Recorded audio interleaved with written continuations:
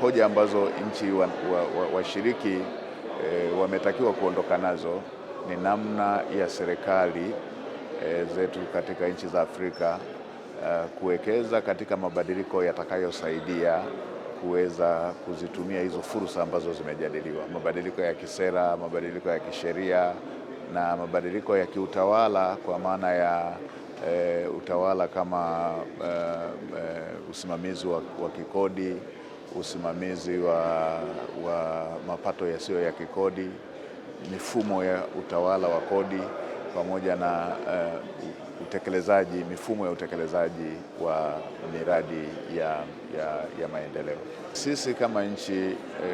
ambayo ni moja ya wanufaika wa ushirikiano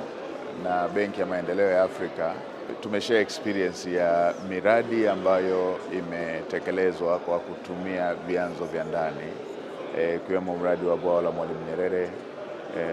miradi ya huduma za jamii, ikiwemo mradi wa Chuo Kikuu cha Dodoma, pamoja na miradi mingine ambayo imetumia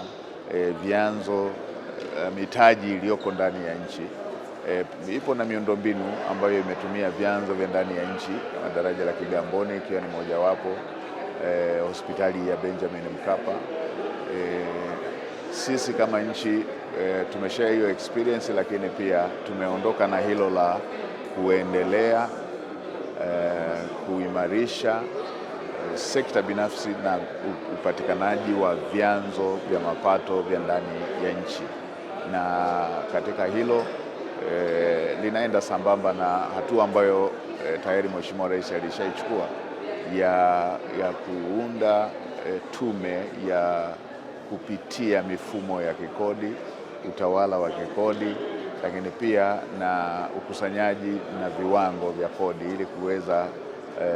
kufanya ukusanyaji kuwa rafiki zaidi, lakini pia na kuongeza wigo ambao utaihakikishia nchi mapato ya kutekeleza miradi ya maendeleo. Na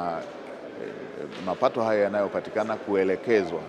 katika miradi inayozalisha ajira kwa vijana na akina mama, miradi inayozalisha mapato makubwa ya kiuchumi, miradi inayotengeneza vyanzo vipya vya kodi ili kuenzi uendelevu wa upatikanaji wa mapato ya kikodi.